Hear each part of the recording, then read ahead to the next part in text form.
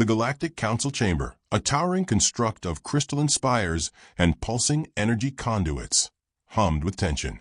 Representatives from across the stars had gathered, their forms varying from gelatinous blobs to towering, multi-eyed insectoids.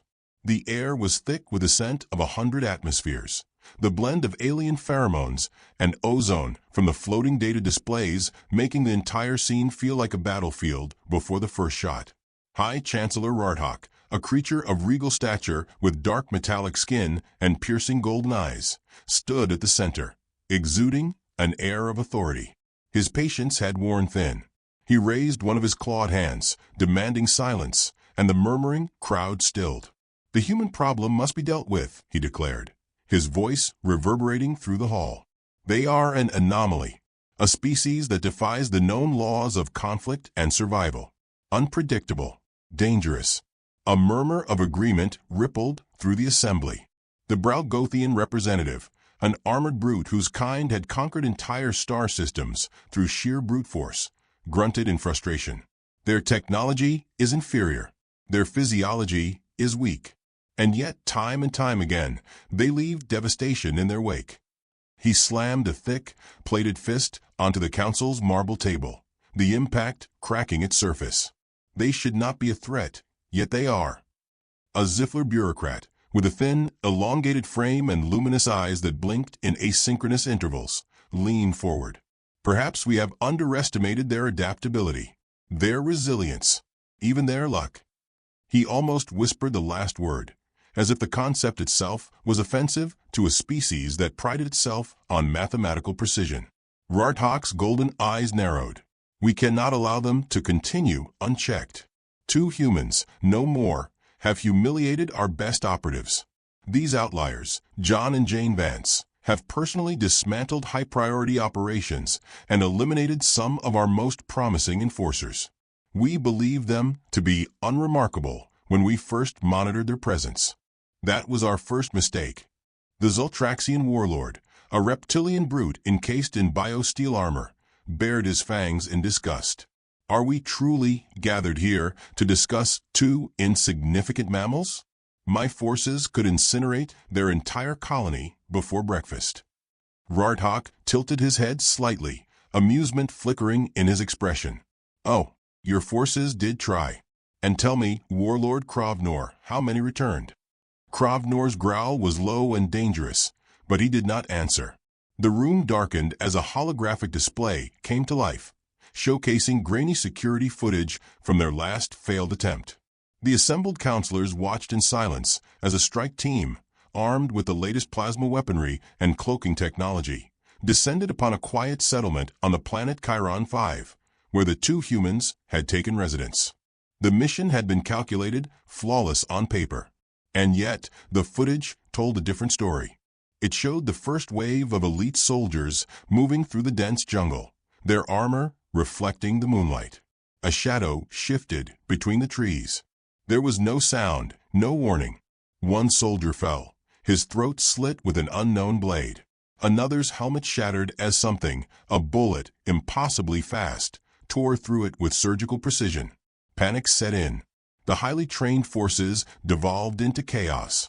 The recording continued, showcasing a massacre carried out with brutal efficiency. The few survivors were later found babbling nonsense about impossible reflexes, weapons conjured from nowhere, and a coffee mug turned into a lethal projectile. By the end of the footage, not a single council member made a sound.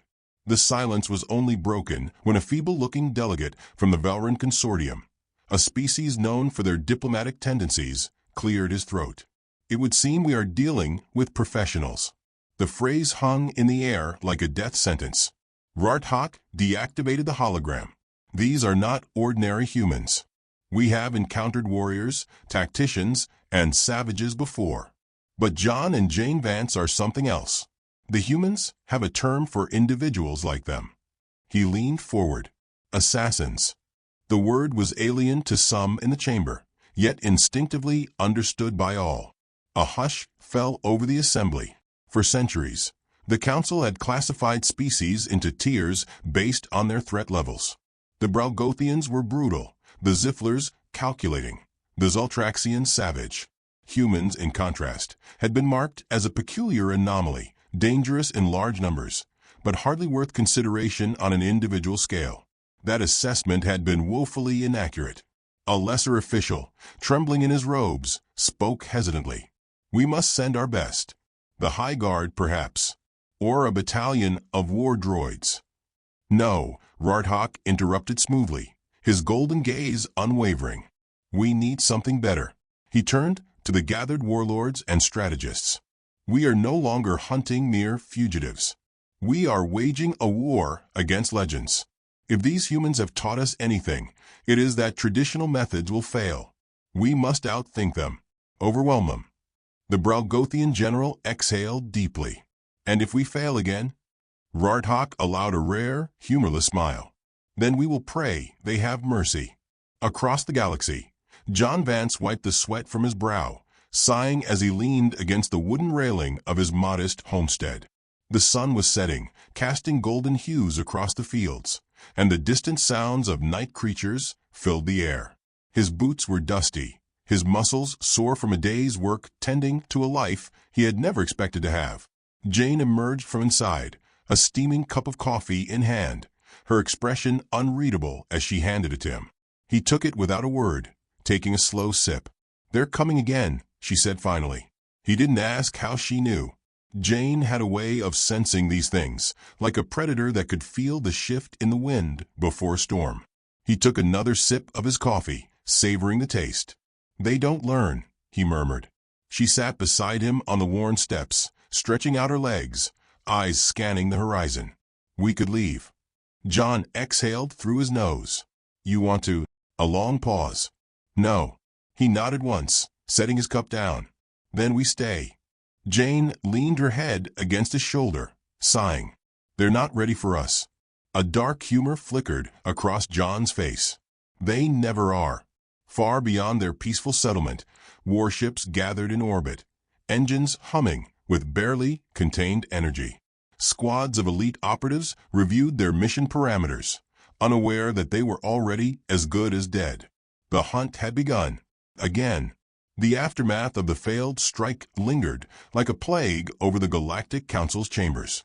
The elite forces they had sent to eliminate 2 lone humans had been annihilated with almost comical efficiency, though no one was laughing. The weight of their humiliation was palpable, filling the grand hall with a suffocating silence as High Chancellor Rarthok steepled his long fingers together, contemplating the next move. Before him, the surviving soldiers stood in shameful disarray, their armor dented, their faces pale beneath their helmets. Some still trembled, haunted by what they had witnessed on that desolate planet. The reports had been conflicting, but the underlying message was the same. John and Jane Vance were not just dangerous. They were something else entirely. Unnatural, unstoppable. One particularly shaken officer stepped forward, his mandibles clicking nervously. "We were prepared for resistance, High Chancellor. We had superior firepower, cloaking technology, and combat drones. But they anticipated everything. It was as if they knew our movements before we did." Rarthok studied him unblinking. "And yet you lived." "How?" The officer hesitated, clearly hesitant to admit the truth. Finally, he swallowed hard. "They let me go." A murmur spread through the council chamber, hisses of disbelief and murmured theories circling like carrion birds. Rarthok leaned forward slightly. "They let you go." The officer nodded stiffly. "The male one, John, had his weapon to my head. He could have ended me with the same ease he dispatched the others. But he just looked at me, almost as if he were bored. Then he said, 'Go home.' And I did." Rarthok exhaled slowly, barely restraining his frustration. This was not the behavior of mere killers or warriors. These were individuals operating on a plane the Council had failed to comprehend. Not savages, not reckless warlords, but something infinitely worse, calculating professionals. Across the room, Warlord Krovnor sneered. "This is absurd. We are an intergalactic empire. We have crushed civilizations, reduced entire planets to dust. You're telling me that 2 humans, a primitive species barely a few thousand years into space travel, are beyond our reach. The Velran diplomat, the same feeble-looking creature who had earlier referred to the Vances as professionals, adjusted his long ceremonial robes and spoke carefully. Perhaps we must reconsider our approach. Clearly, brute force has failed. Perhaps negotiation. Rardhak cut him off with a dismissive wave. There will be no negotiation. The chamber tensed at his words. His golden eyes gleamed with an unsettling certainty. We did not come to rule the galaxy through diplomacy or half measures. We do not bow to legends or myths. These humans have humiliated us once, but it will not happen again. With a subtle gesture, the room's central console activated, displaying a vast and intricate tactical array. Hundreds of warships, elite bounty hunters, and entire legions of combat drones hovered in the void of space, awaiting orders. The assembled council members stared at the display, comprehension dawning in their eyes. The Bralgothian general crossed his massive arms, studying the scale of the mobilization. You intend to launch a full-scale campaign against them? Rardhak's lips curled into something resembling a smile. No, I intend to make them wish they had never been born. There was a collective pause before the warlord let out a gruff chuckle. I like it. Of course you do, Rardhak murmured, already lost in the logistics of the operation. He turned to the high-ranking strategists flanking him. We will not make the same mistakes. This time, we do not send team. We do not send a fleet. We send everything. Orders were dispatched. Across the stars, warships shifted into motion, hyperspace drives activating as fleets converged. Bounty hunters, some of the deadliest in the galaxy, were called from the shadows. Each of them had brought down planetary warlords and political dissidents. Each of them had earned a name spoken only in hushed whispers. Among them was Xiphon the Shadowblade, an elite assassin from a species that hunted in absolute silence. There was Blorgak the Unkillable, whose body was encased in regenerative biosteel.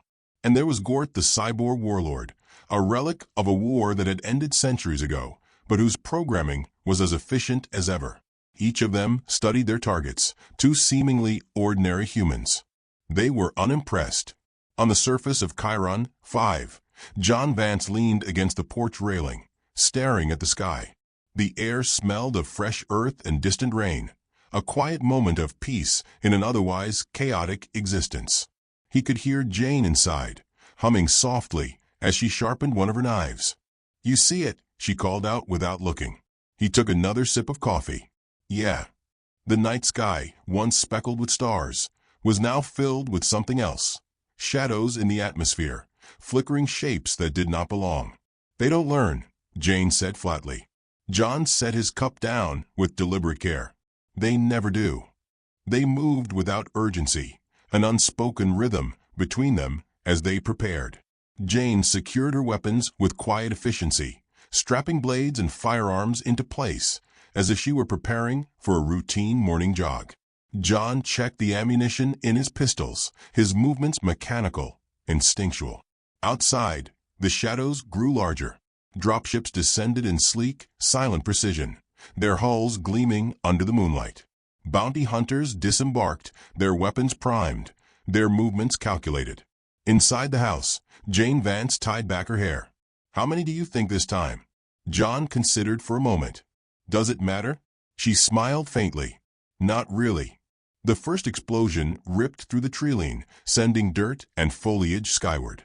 The strike teams moved in, silent and lethal, their infrared scopes scanning for human heat signatures. They found none. A shadow moved among them. Fast. Lethal. The first soldier barely registered the movement before a knife slid effortlessly across his throat. The second turned just in time to see John Vance step from the darkness, pistol raised. A single shot, clean and precise, ended him before he could scream. The third had time to react.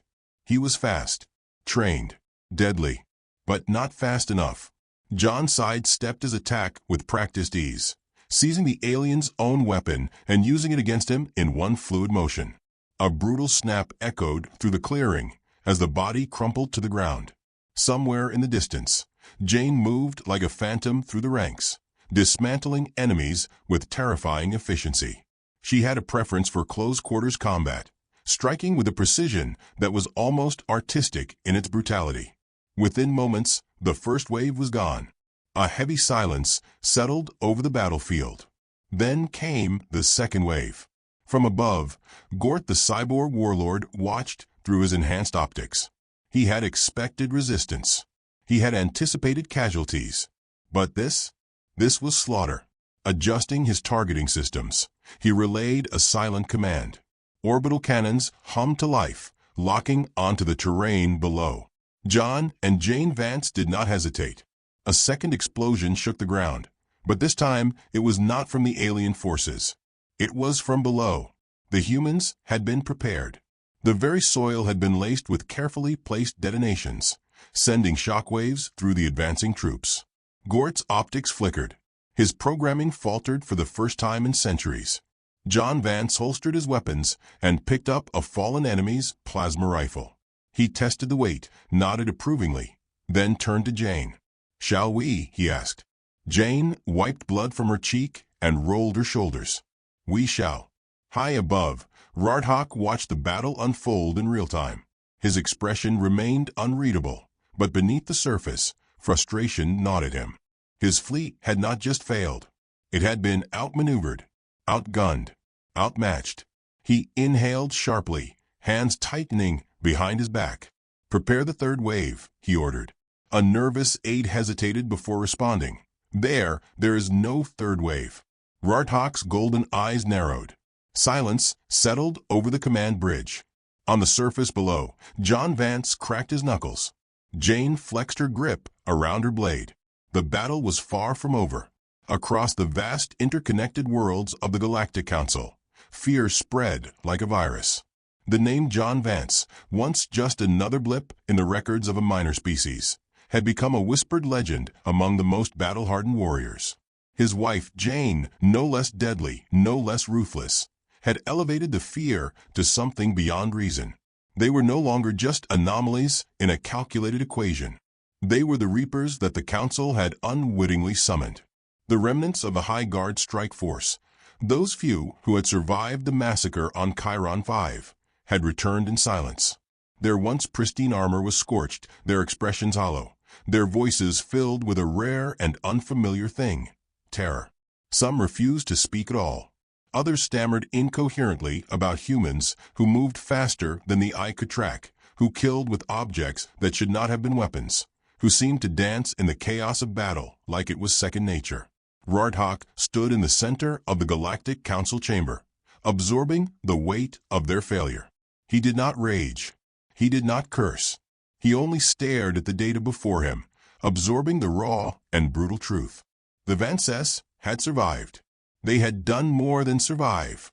They had won, and they had done so effortlessly. Across the chamber, Warlord Krobnor sat with his arms crossed, his reptilian maw twisted into something resembling begrudging respect. "They are not warriors," he muttered. "Not in the way we understand the word. They are something else. They are monsters," a Ziffler intelligence officer whispered. His species had spent millennia perfecting espionage and predictive combat modeling, yet their algorithms had failed them. Every scenario they had calculated had resulted in the humans' deaths. Every single one. And yet, here they were, alive, unbroken, untouched. "They are professionals," the Velran diplomat said again, his voice barely above a whisper. The title had stuck. It had weight to it now. Meaning. Rardhawk finally spoke, his voice low, controlled. "They cannot be reasoned with. They do not fear us. They do not seek conquest, nor wealth, nor power. They only seek to be left alone." His fingers curled into fists. "And yet when we came for them, they responded with a violence that defies all logic." "Then we leave them alone," one of the bureaucrats muttered. Rardhawk turned his golden gaze toward the coward. "And if they decide we are not worth leaving alone," he asked, "if one day they choose to move against us?" The chamber fell into uneasy silence. "No," he continued, "this does not end with avoidance. It does not end with surrender. It ends when they are dead." The silence deepened. Rardhawk gestured, and the massive holoscreen behind him flickered to life. It displayed a list, a long, sprawling document filled with names, locations, and statistics. The most dangerous bounty hunters, assassins, and mercenaries in the known galaxy. This is no longer a military operation, Rarthok said. This is a contract. A collective murmur spread through the room. Krovnor leaned forward, intrigued. You're putting a bounty on them? A bounty? Rarthok smirked. No, the bounty. A number appeared on the screen. The chamber froze. Even those who had seen centuries of war, who had watched entire civilizations burn to ash, felt their hearts constrict at the sheer magnitude of the sum. The number was so high it wasn't just life-changing. It was reality-changing. Empires could be bought with less. This bounty will call every killer, every outlaw, every shadow-dwelling nightmare from the darkest corners of the galaxy, Rarthok said. No one will resist it. No one can resist it. The Bralgothian general exhaled slowly, nodding. They may have survived our forces, but they will not survive everyone. The chamber erupted into hushed agreement. They had found the solution.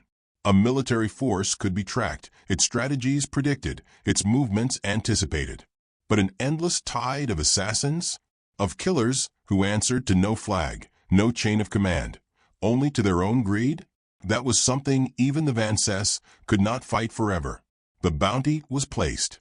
The message was sent. Across the galaxy, terminals pinged. Encrypted transmissions blinked into existence, and weapons were sharpened. The greatest hunters and executioners the universe had ever known prepared for the chase. On Chiron 5, John and Jane Vance stood outside their modest home, looking up at the night sky. Guessing that's not just bad weather, Jane muttered. John took a slow sip of coffee, his grip tightening around the cup. The stars, once familiar and still, had begun to shift, movement stirring among them in ways that only trained eyes would notice.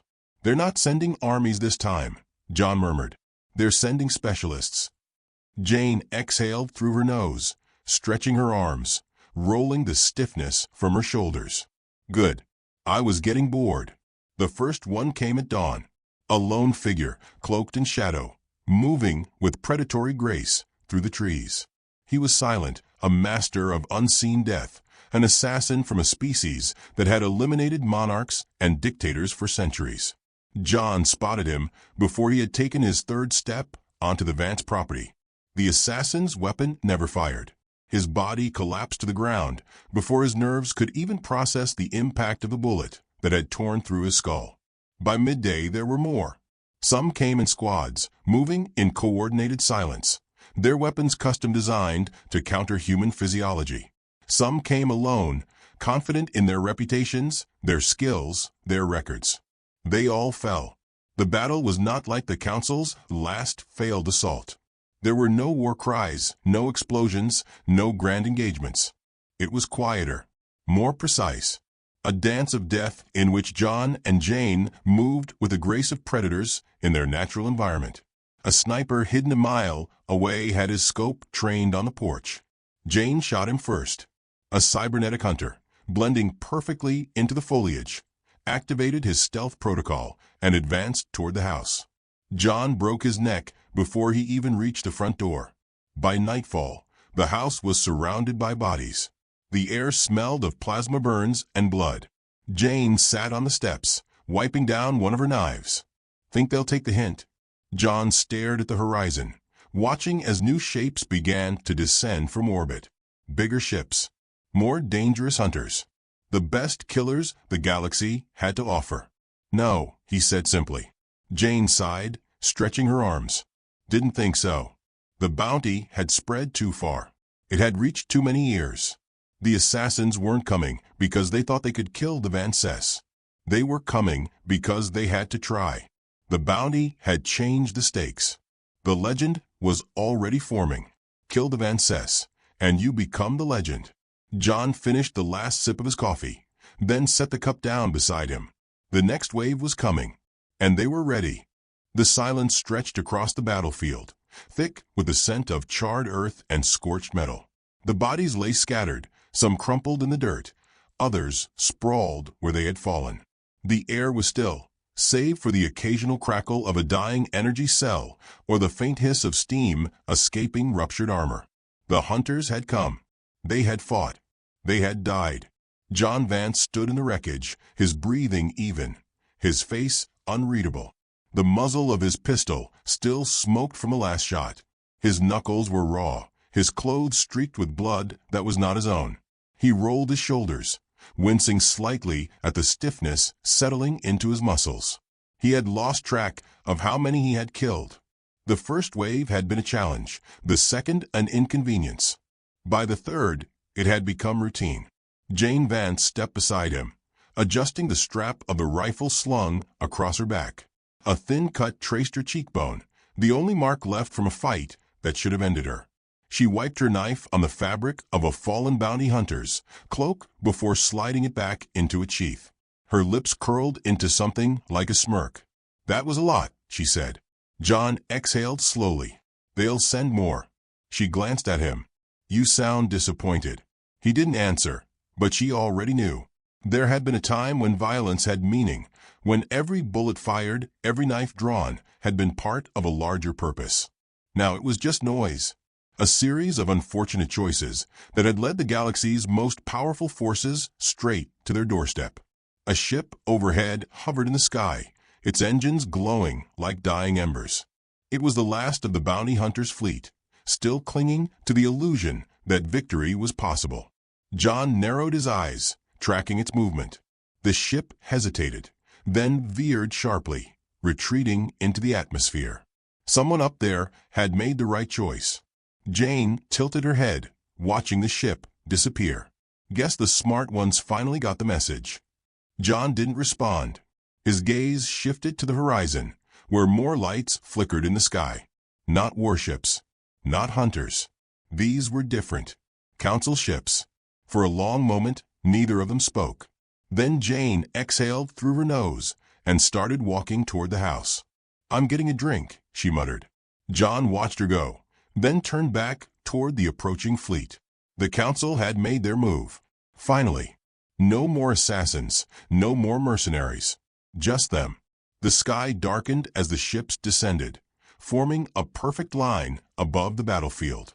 A deep hum resonated through the air, the sound of power held in check, of forces that could raise planets waiting for a single command. John didn't move. A single craft detached from the fleet, descending with deliberate slowness. Its landing struts extended, dust kicking up as it touched down. The ramp lowered, steam hissing from the hydraulics. High Chancellor Rorthok emerged. He was alone. No guards, no soldiers. Just him, his robes billowing slightly in the warm breeze. His golden eyes swept across the wreckage, the bodies, the ruined landscape. He exhaled softly, a flicker of something like admiration in his expression. John watched him approach, silent. Rorthok stopped a few paces away, clasping his hands behind his back. For a long moment, neither spoke. Finally, the High Chancellor inclined his head. "This has gone far enough." John said nothing. Rorthok gestured toward the carnage around them. "Look at what has happened. We underestimated you. We sent armies. We sent assassins. You killed them all." John met his gaze, unmoving. The High Chancellor continued, his voice even. "This is not a surrender. We do not surrender. But we are not fools." His fingers flexed slightly. "If we continue this war, it will not end in victory. It will not end in conquest. It will end in ruin. For us. For you. For everyone." John tilted his head slightly. "And..." Rorthok exhaled, as if irritated by the need to say it aloud. "We are leaving." The words hung in the air, heavier than any threat, any attack. Jane's voice drifted from the porch. "Took you long enough." Rorthok's expression flickered at the casual remark, but he said nothing. John studied the alien in front of him, measuring the truth in his posture, in the set of his shoulders, the flicker of muscle at his jaw. He saw no deception, no false promises, only a man, alien or not, who had finally understood what he was up against. John nodded once. Rorthok inclined his head in return, a silent understanding passing between them. He turned and walked back toward his ship. The ramp hissed closed behind him. A moment later, the engines roared, lifting the craft into the sky. John watched as the fleet adjusted course, their glowing thrusters tilting away from the planet. One by one, they vanished into the void. Jane walked up beside him, holding 2 glasses. She handed one to him, taking a sip from her own. "So, that's it." John took a slow drink. "Looks like it." She glanced up at the empty sky, her expression unreadable. "Think they'll ever try again?" John considered that for a moment. Then he shook his head. "No." Jane sighed, stretching her arms. "Well, guess we have to find something else to do." John smirked. "Got a fence to fix." She groaned. "Oh God, not the fence again." John took another sip of his drink, the ghost of a smile tugging at the corner of his lips. "Yeah." The wind rustled the trees. The air was still. For the first time in a long time, it was quiet. And John Vance liked it that way.